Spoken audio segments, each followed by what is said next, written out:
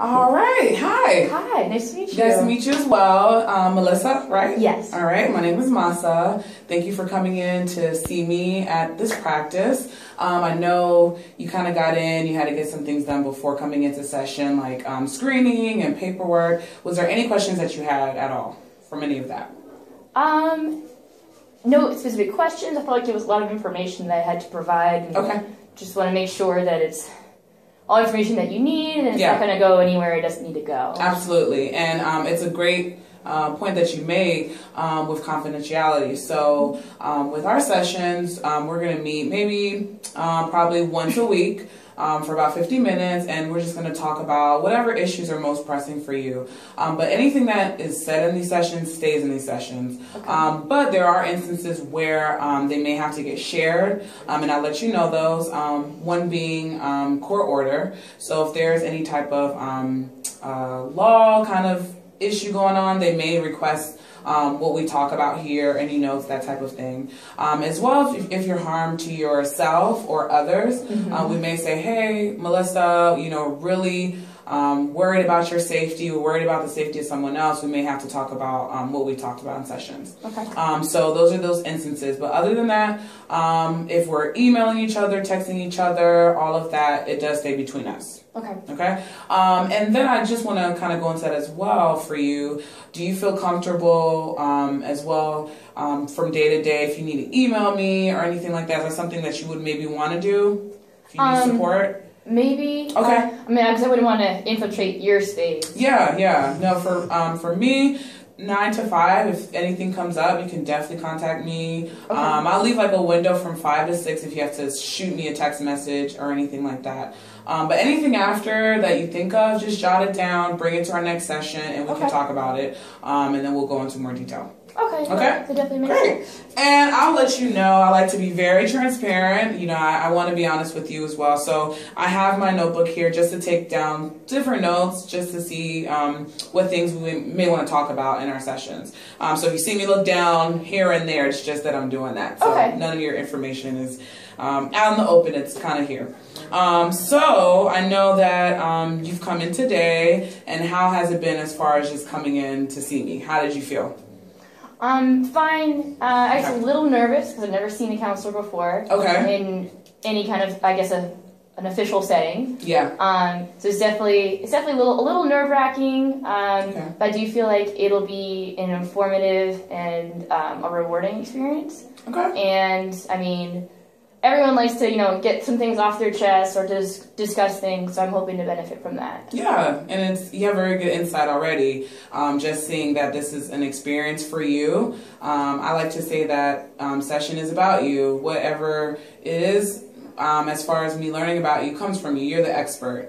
So really, I'm just here to guide you along the way. Okay. So let's talk about that. So you haven't done counseling before. I know for session, really it is a time frame that we go through to talk, but feel as open as you need to really talk about what you need to talk about. And then moving forward, we may have like assignments that we may complete together. Okay. And we may even walk and talk and do some type of other counseling sessions. Okay. Because counseling is not always in an office setting like we are now. It can kind of be pretty much open to what is best for you. Okay. So, so tell me about yourself. Let's see. I'm a current graduate student at George Mason. I'm 24. I live in Reston in a townhouse with my boyfriend and 3 other male roommates. Okay. I lived in Virginia my whole life. My parents live in Fairfax, and I grew up in Fairfax my entire life. Lived in the same house my entire life. And I'm the youngest of 3 kids. I have an older brother with Down syndrome, and then an older sister. She now lives in Leesburg with her husband. And I'm a big animal lover. I love dogs and cats. And one day I'll have animals when I have time and money. Yeah. And then, I guess it's the basics. I'm a very outgoing person. I like to socialize, but I also like my time to be by myself. Yeah. I like to Netflix binge on the reg, but that's okay. And I'm trying to read more. I used to read a lot. I'm trying to get back into, enjoying reading. Okay. And I also like to do things outside when I get a chance. I like to go hiking and canoeing and things like that. Nothing too strenuous. Nice. Not quite at that level yet. Right. And yeah. Okay. And something I noticed when you brought about your living arrangement with your boyfriend and the three other males, your eyes kind of shifted a little bit. So let's talk about that a little bit. How are you feeling about that whole situation there? Oh, it's fine. Okay. It's I just didn't think about. I always forget how many. Yeah. Because it's changed. We've been living there. I've been living with them since March. They all moved in together at the very end of March. I think 1st of April. And before that, I was living with a girlfriend of mine. She's been one of my best friends since like 11, 12. Okay. We lived together for a year. But that needed to come to an end. That's a whole discussion. Okay. And I was really happy to be able to officially have a place to live with my boyfriend. We've been together over 3 years. Wow. And we've tried on several occasions to live together officially, but either my parents didn't feel okay with it, or we knew that we weren't going to physically be in the same place for long enough to sign a lease together kind of thing. So this is the first time, both officially there. I was annoyed when he first told me, because originally I thought we were just going to get a place, just the two of us, and that's what we were looking at. That's what I was Googling. That's what I was taking notes on. And out of nowhere, he's like, "Hey, I found this great townhouse. We're going to move in with my 3 friends." I said, that is not what we had decided on. This is not what we've been talking about for the last 4 months. Wow. So at first, I was really annoyed. Okay. But honestly, now I really love it. Because I feel like I've always consistently lived with girls, and I think the best situations have been when I've only lived with one other person. I think just one other person is easiest for me. Yeah. I lived with 3 other girls in college, and that was always drama. It was always it was never consistently fun. Absolutely. But now living with these guys, so I already knew when we first moved in, it was 3 other guys. I knew 2 of them decently well, one of them very well. Okay. And the third I kind of met there. But then one of them moved out because he got a job, so then we had an empty room for a while, so it was just kind of the 4 of us, which was nice. And then we got someone back in so we could bring the rent back down. Nice. But honestly, I think my only complaint about living with a bunch of guys is the mess. I feel like I'm the house mom. I feel like I have to clean up everything all the time. Yeah. And I know it's just I have a different standard of how I'd like the house to look, which is fine. And they don't necessarily have the same expectations. I was going to say expectations. Sounds like a word. Yeah. Yeah, and that's fine. They don't do it maliciously. They're not like, "Oh, I'm just going to leave this plate here because I know Melissa's going to clean it up." It's just they don't think about it. It's not something like, "Yeah, I'll do it later." For them, their later is like a day or 2 later. For me, later is like, all right, in the next 5 minutes, that's going to get cleaned up, right? Right. But yeah. Other than that, it's been great. They're very relaxed. They're very laid back. They're very welcoming. Honestly, they ask about my day almost every day, and that's great. Yeah, they my nickname at home is Moo Moo. Moo Moo. I like that. My boyfriend calls me Moo Moo, and then when they were trying to set up the whole living situation, he consistently referred to me as that to them. So they're like, "Oh, we can just call her that, right?" Yeah. So, but it's fine. So okay. I'm the house Moo Moo. So every day I come home like, "Moo Moo, how was your day?" And it's really cute, to be honest. So I get along with all of them great. It's all 3 guys who were friends with my boyfriend. They've all played rugby at their respective schools, and I mean they make the environment really welcoming and comforting, and I like that. And I kind of like being able to decorate the house as I want, clean it up how I want. Because I feel like if you live with other girls, depending on how clean and how orderly they are, they will, like, if I put the butter dish here, she might move it over there. It's like, but I think it's better placed over here. It's not a big deal, but it's like, I want it there. it's a little, I guess it's those little things. It's more comforting here. That's like, typically everything is set up the way that I want. Okay. it sounds like you found some positives, even though it may have been a little rocky at first, and that, you know, living with men and your boyfriend all together. Yeah. And that's cool. I think, you know, one thing I didn't even get to share about myself is I also in graduate school as well, and I'm actually working out these sessions with you towards my master's. And I'm from this area as well, so we kind of have that in common. Being from the DC area, you know, it's kind of hectic and traffic and all of that. Yes. And I also relate with having a partner for a very long time now, almost going on 3 years as well. So that change, that readjustment, the friendships, I can understand how that goes as well. So thank you for sharing that. And so tell me a little bit personally about yourself. Have you I know you say you haven't had counseling before. Have you had any type of mental service that you've ever needed, or any medical concerns at all? Nope. Okay. I've never seen a counselor before, never had any severe medical issues. I've never broken a bone. I've never gotten stitches. Wow. So you're healthy. Ish, yeah. Okay. How do you keep, you know, yourself up since you're, you know, pretty good off, haven't had injuries? What are some things you do to keep you going every day? I don't know. I don't know what I'm doing to avoid injury, other than I probably don't do anything really dangerous. Okay. I don't know. Okay. I like to drink milk. Okay. I don't know.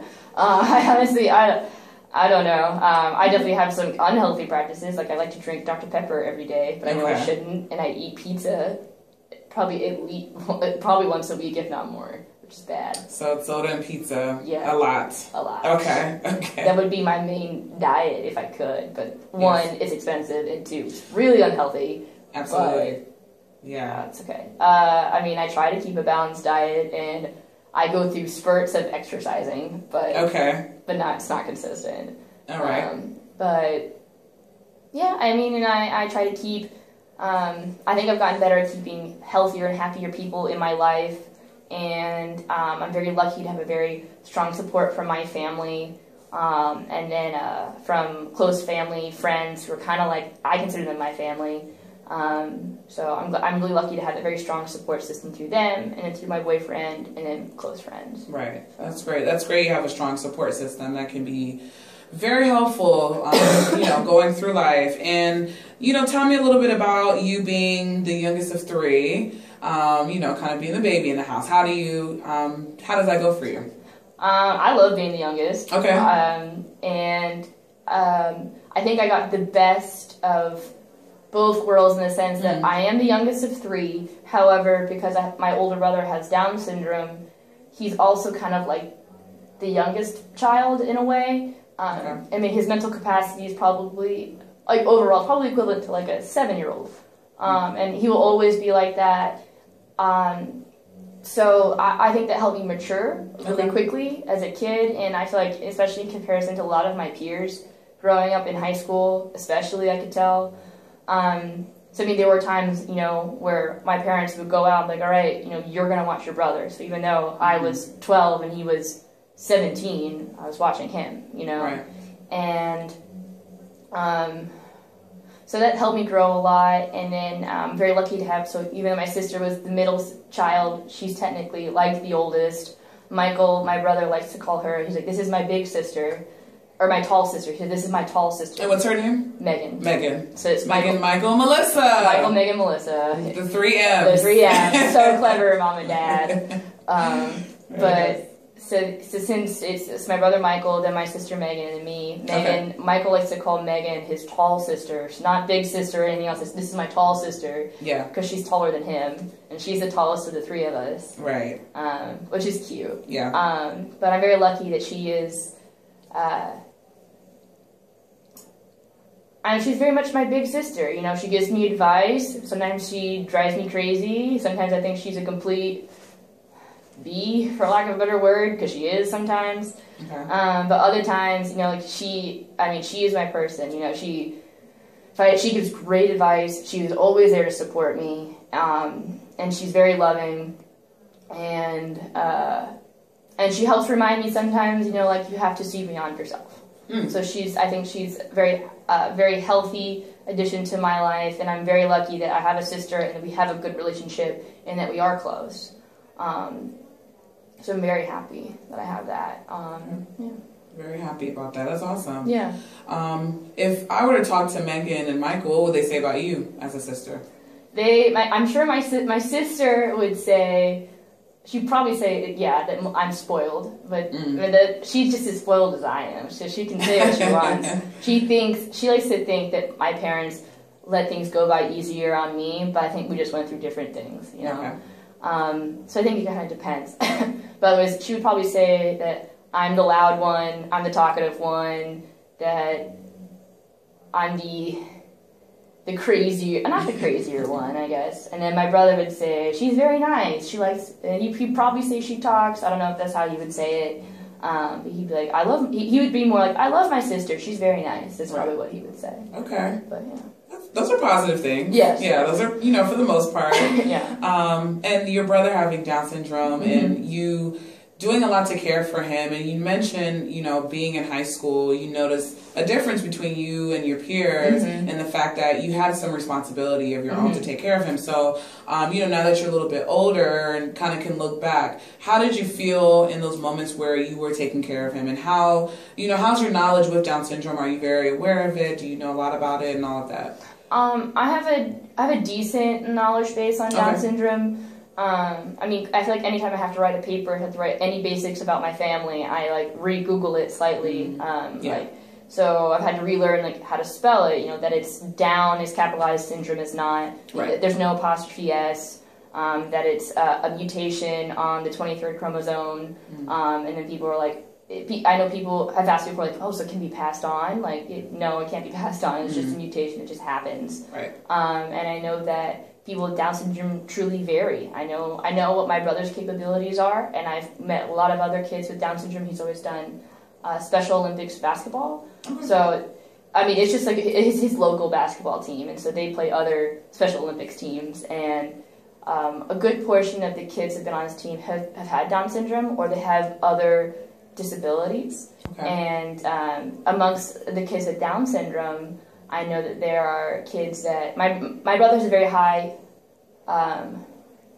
verbal ability, so he likes to talk and he can talk, and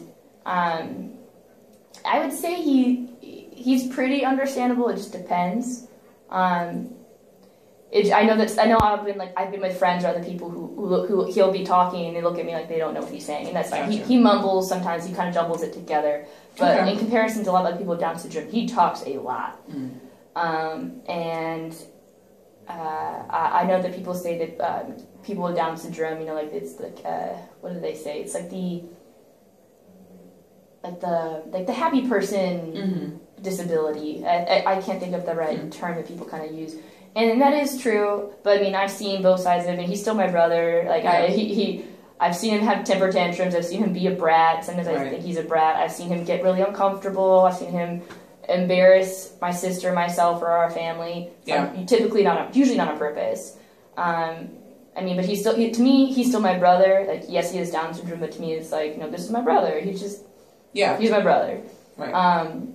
So he has his tendencies. I think in comparison to my peers, I didn't know a lot of other people that had siblings with disabilities, but I was lucky that I grew up in a neighborhood and went to an elementary school, that had programs for kids with disabilities. So I often saw other kids with disabilities there. And then my brother had the opportunity to go to I went to the same high school that my brother did, and then he got to go to an additional program after high school at a different high school, and so he's lucky that he's had all these programs here that help facilitate that, and I feel like that makes a lot of my peers aware of people with disabilities. There are definitely moments where I feel like people would make comments, I used to get very defensive about the word retarded, and then kind of unnecessarily. People typically didn't mean it like that. Right.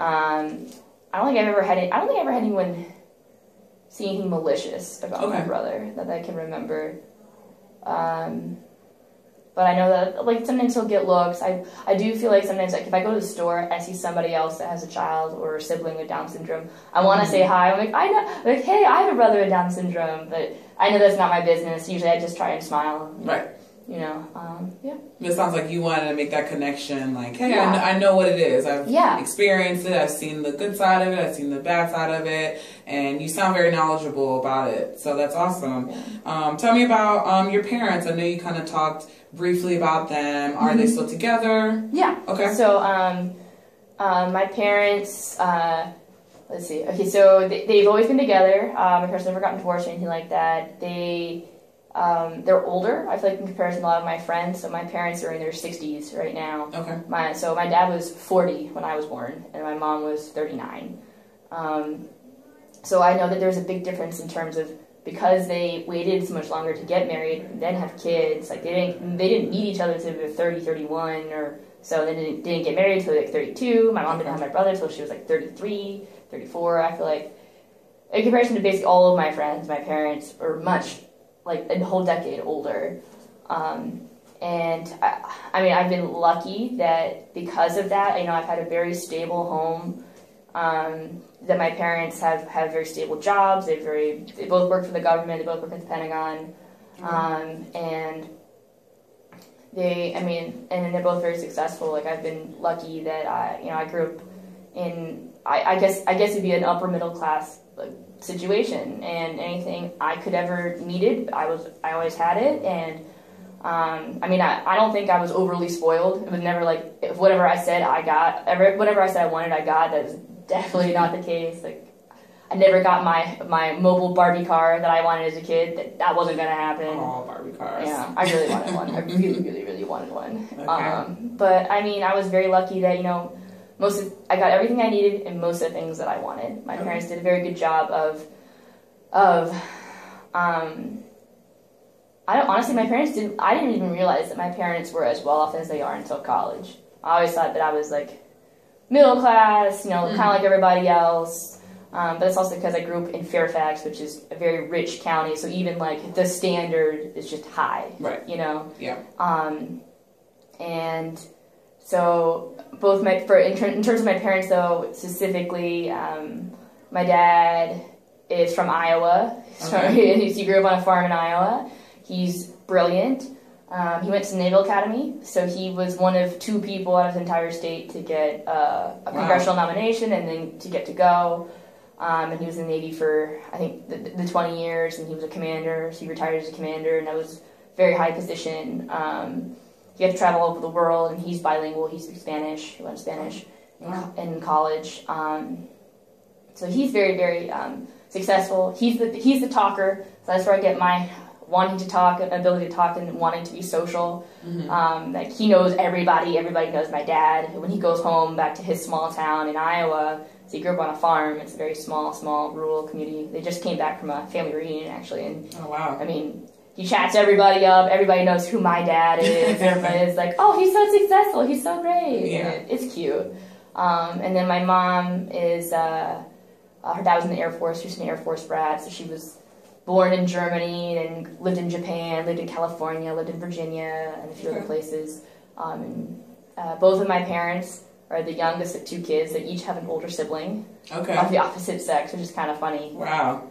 I think a lot of my family is made up of 2s because each of my parents are one of 2 kids, and then each of their siblings had 2 kids. Wow. So interesting. Until us, then we had 3. You guys broke the chain. Yeah, we broke that chain. Go ahead. But I was going to say, so with my mom, she just she's also very, very successful. She went to ODU to get a degree in dental hygienistry, very nice. But is now the director of security at the Pentagon. Okay. So huge jump for her in terms of what she thought she was going to do and then where she ended up. Okay. But she's a great role model.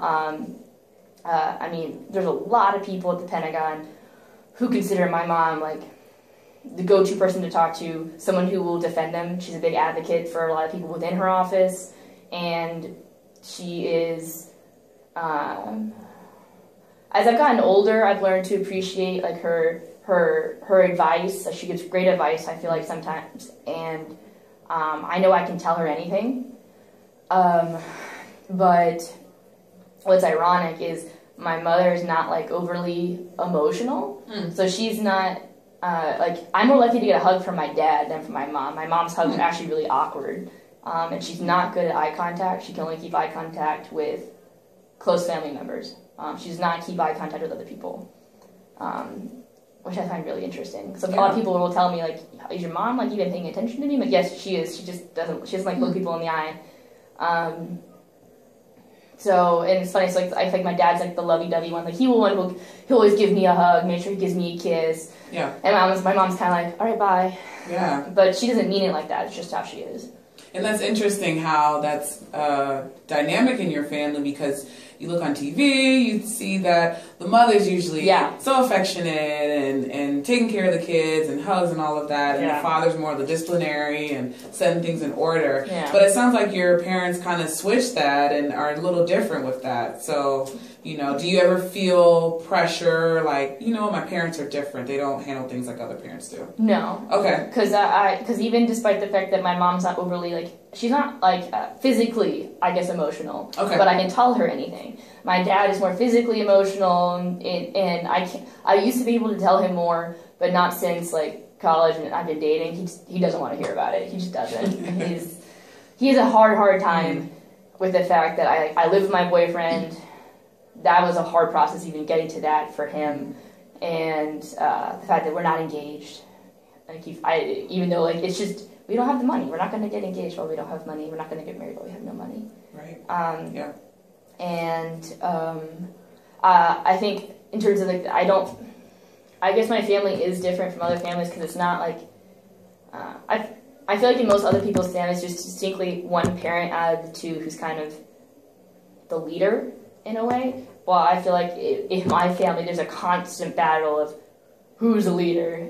I feel like most of the fights between my parents is who thought, you know, like, was more right, or like, because when or if my parents fight, like, I used to fight I feel like they fought a lot more when I was younger, but maybe it's just been consistent. Like, I feel like everyone fights, but I feel like it's because there's always a slight power struggle. Like, you know, like there's certain areas where they give it up. Like, my mom is still very much like a household mom. She does all of the cooking, all of the cleaning, all of the laundry. I don't think I've ever seen my dad cook. Maybe. Like, not even grilling. He'll start the grill, but my mom does all the cooking on the grill. But I mean, like, and then my dad does everything with the cars and basically all the, like, outdoor stuff. Right. So they have very kind of traditional roles in that sense, but in terms of, like, power, like, they both think they're right. If we're on family vacation, they will both fight, like, go this way, no, go that way, no, this way's better, no, that way's better, no, I know this way, no. And then it's always a struggle with that. So my sister and I are both very lucky that we had two very strong, independent role models. I mean, both of them started with nothing, and they've made huge success for themselves on their own, like, with no one else's help. So, yeah. So I feel like I'm very, very blessed in that sense. You say you're blessed in that. That's great. And something I thought about when you spoke about their personalities both being very dominant and some power struggles, I thought about maybe with them both being in the military, going to service, if that had some impact on that for each of them. You know, is that something you've thought about ever? Oh, yeah. Okay. I mean, my mom was never in the military. Like, her dad was, and that affected her. And then her brother was also, he went into the military. And I think it's more that, I mean, at least for my mom, she always grew up in a military/government home. Like, her dad was he was in the Air Force, and then he worked for the government his entire life. Very structured. Her brother went into the Air Force as well, and then he now works, or did work, he went to law school and worked for, like, he works for either the embassy or for the government as well. Also a very high position. And then, so she always had a very structured life. I think what affected my mom, though, is compared to other people, is that she lost her mom when she was 12 to cancer. So after her mother passed away, she kind of became mom at 12. Her father was kind of like, all right, well, mom's gone. Like, you need to do the cleaning, you need to do the cooking. You also still have to go to school. You still have to do all these other things. She didn't really have, I feel like, a childhood in a sense. So she also didn't have that affectionate mother who was being affectionate on her throughout her life. Absolutely. Which I think affected that. With my dad, honestly, some people say they can clearly see the military in him, while other people are like, I would never have guessed that your dad's in the military. Right. I consistently run late, and so did both my parents do, but I feel like my dad does, and it's like, you get like reprimanded in the military if you're running late. But my dad, like, he's always dawdling, always has something else to do, and right. But he is very structured in how he does other things. I used to get really, really annoyed with the little things, like how he does things. I sort of see the point now, where he's just brainwashed me to think that I know the point. But it's like little things, like if when you put a pan on the stove, he always will walk by and make sure that that handle is not sticking out so you can run into it. He'll also make sure that if you lay something down, make sure it's in something that's not going to roll away, and make sure that if you stack it this way, that you stack it this way so it doesn't fall over. And very, very yeah. Yeah, your hands kind of show the motion. Yeah, it gave me more imagery. I can see how he would move things around some more. Oh yeah, all the time. While my mom was like, just put it there, throw it there. That's what she's like. So I'm a very good mixture of both of my parents. Okay. Yeah. And it's really refreshing to hear you still being so young, you seeing your parents as your figures in life, your influencers, your role models, but you also knowing their upbringing and how maybe it impacted how they are as people. Mm-hmm. Because sometimes we grow up and we always think of our parents in this kind of fantasized way. We don't think about who they are as a person. So I see that you have that, which is really, really good to have. And something I noticed too with you being kind of a caretaker, it seems like, with your brother, and then also now with your living, arrangement. So, what do you have time for yourself to do? Being a student, being involved with your family, having a relationship, and even having some of those pressures of living with a boyfriend, not necessarily being married. Mm-hmm. But what are some things you do for yourself? Honestly, I guess now cleaning. I kind of enjoy it to a degree. I don't know. I feel like it's cathartic. Okay. And then I love movies. Movies are a big passion of mine, and TV shows, I guess. But so I will binge watch Netflix a lot, and I'll go through a show. Yeah. But I also have I really love old movies, and that's mostly because of my dad. And I just like movies in general. I like movie facts. I will constantly be on IMDb looking up people and their facts, where they're from, how tall they are, little things about movies. Yeah.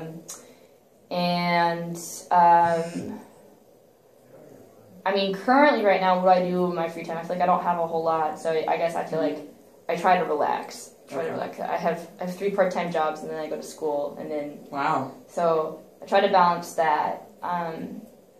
So I feel like most of my free time is trying to keep my room so it's not a hot mess. I'm very good at keeping a common area clean, but never my own bedroom. Usually it's just very clothes everywhere. Yeah. Interesting. And interesting how your immediate space you want orderly and you want to have it kind of all together. Okay. Because my room is never, I guess, super bad. It's just usually for whatever reason, I can never not have clothes on the floor. That's always going to happen. Unless I have a huge closet that I can walk into and I can just dump the clothes in there, that's just not going to happen. Right. It'll always be clothes. I guess other things, I do in my free time. I like to shop. I like to look around at stuff. Like I said, I'm trying to get back into reading. And I just like to hang out with people. I like to hang out with my boyfriend. I like to hang out with our roommates. I do need to, and I try to see my other friends who live in the area when I can. Mm-hmm. I've had